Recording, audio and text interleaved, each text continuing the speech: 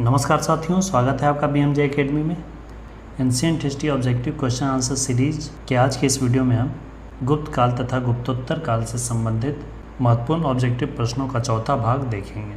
इसके पहले के सभी वीडियोस का लिंक डिस्क्रिप्शन में दिया हुआ है, यदि आपने उसे नहीं देखा है तो उसे भी अवश्य देख लें। आइए दोस्तों, आज का वीडियो शुरू करते हैं। प्रश्न है, मीमांसा के प्रणेता कौन थे? मीमांसा दर्शन के प्रणेता थे जैमिनी। जैमिनी पूर्व मीमांसा के प्रणेता थे और वादरायण उत्तर मीमांसा के प्रणेता थे। शूद्रक द्वारा लिखी हुई प्राचीन भारतीय पुस्तक मृच्छकटिकम का विषय क्या था? शूद्रक द्वारा रचित मृच्छकटिकम में एक धनी व्यापारी और एक गणिका की पुत्री की प्रेम कथा का वर्णन है। निम्नलिखित में से कौन सा एक अष्टांग योग का अंश नहीं है? अष्टांग योग का अंश नहीं है मनुस्मृति। कथन और कारण देखना है। कथन दिया हुआ है, सामंतवाद का विकास गुप्तोत्तर काल की कृषक संरचना की प्रमुख विशेषता थी। और कारण है, इस काल में भूस्वामी मध्यस्थ वर्ग एवं आश्रित कृषक वर्ग अस्तित्व में आया। कथन और कारण दोनों सही है और कारण कथन की व्याख्या भी करता है। निम्न में से कौन जोड़ा सुमेलित नहीं है? रवि कीर्ति पुलकेशिन द्वितीय के दरबार में थे। भवभूति कन्नौज के यशोवर्मन के दरबार में थे। दंडिन नरसिंह वर्मन प्रथम के दरबार में थे। हरिसेन समुद्रगुप्त के दरबार में थे, ना कि हर्षवर्धन के।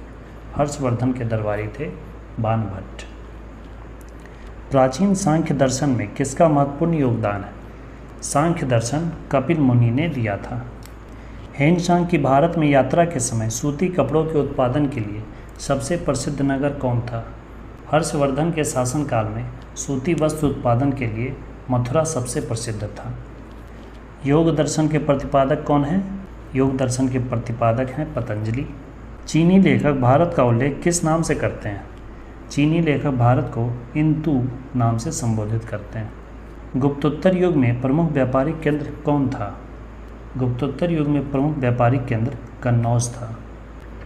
हर्षवर्धन के शासनकाल के बाद कन्नौज के लिए त्रिपक्षीय संघर्ष शुरू हुआ, जिसमें पाल, प्रतिहार और राष्ट्रकूटों ने हिस्सा लिया था। प्राचीन भारत के विख्यात चिकित्सक धन्वंतरी ने अपना परामर्श किसके दरबार में दिया था? अर्थात पूछा जा रहा है, धन्वंतरी किसके दरबार में रहते थे? धन्वंतरी चंद्रगुप्त द्वितीय के दरबार में रहते थे। कनिष्क के दरबार में चरक तथा सुश्रुत थे। निम्नलिखित कथनों को ध्यानपूर्वक पढ़ें। गुप्त सम्राट स्वयं के लिए दैवीय अधिकारों का दावा करते थे।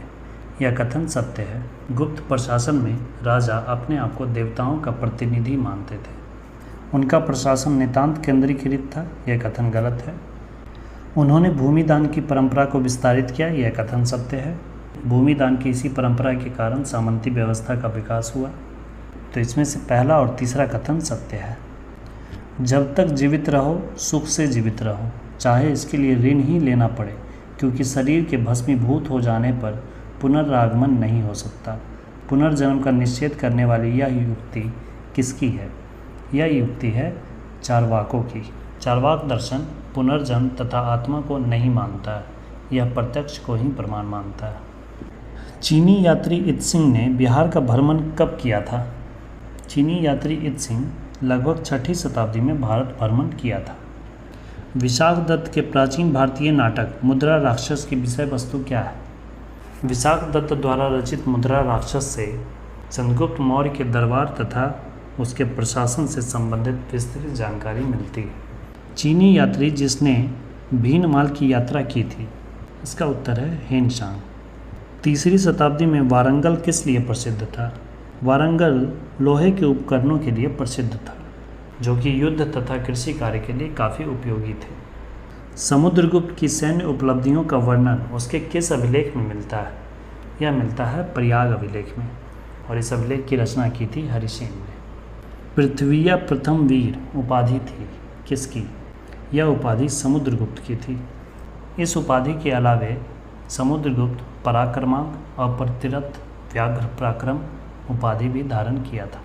इसके अलावे समुद्रगुप्त को भारत का नेपोलियन भी कहा जाता है। प्राचीन भारत में किस वंश का शासनकाल स्वर्ण युग कहलाता है? गुप्त काल को प्राचीन भारत का स्वर्ण युग का काल कहा जाता है। गुप्त काल में सभी प्रकार की कलाओं जैसे वास्तुकला, चित्रकला, साहित्य कला, मूर्तिकला इत्यादि में काफ़ी विकास हुआ। इसी कलात्मक विकास के कारण इतिहासकारों ने गुप्त काल को प्राचीन इतिहास का स्वर्ण युग कहा है। गुप्त काल में उत्तर भारतीय व्यापार निम्नलिखित में से किस बंदरगाह से संचालित होता था? गुप्त काल में प्रमुख बंदरगाह ताम्रलिप्ति था, जहाँ से आयात और निर्यात दोनों होते थे। प्राचीन भारत में सिंचाई कर को क्या कहा जाता था? प्राचीन काल में सिंचाई कर को बीदक भागम कहते थे। गुप्त संवत की स्थापना किसने की थी? गुप्त संवत की स्थापना चंद्रगुप्त प्रथम ने की थी। चंद्रगुप्त प्रथम 319 ईस्वी में शासक बना। चंद्रगुप्त प्रथम को ही गुप्त वंश का वास्तविक संस्थापक कहा जाता है। इसने ही 319 ईस्वी से गुप्त संवत की शुरुआत की। चंद्रगुप्त के 9 रत्नों में से कौन फलित ज्योतिष से संबंधित थे? चंद्रगुप्त द्वितीय के नवरत्नों में से ज्योतिष छपनक थे। भारतीय इतिहास के संदर्भ में निम्नलिखित में से कौन से सामंती व्यवस्था के अनिवार्य तत्व हैं? अत्यंत सशक्त केंद्रीय राजनीतिक सत्ता एवं अत्यंत दुर्बल प्रांतीय अथवा स्थानीय राजनीतिक सत्ता। ये गलत है। भूमि के नियंत्रण तथा स्वामित्व पर आधारित प्रशासनिक संरचना का उदय, ये कथन सही है।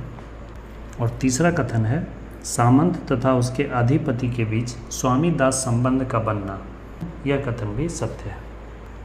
जो सामंत होते थे वह महाराजा के अधीन ही कार्य करते थे, परंतु धीरे धीरे जैसे जैसे केंद्रीय सत्ता कमज़ोर होती गई, बड़े बड़े सामंत अपने आप को स्वतंत्र शासक घोषित करते चले गए। दूसरा और तीसरा कथन सत्य है। भारत में सबसे प्राचीन विहार कौन है? दोस्तों, मैं चाहूँगा इस प्रश्न का उत्तर आप कमेंट करके बताएं।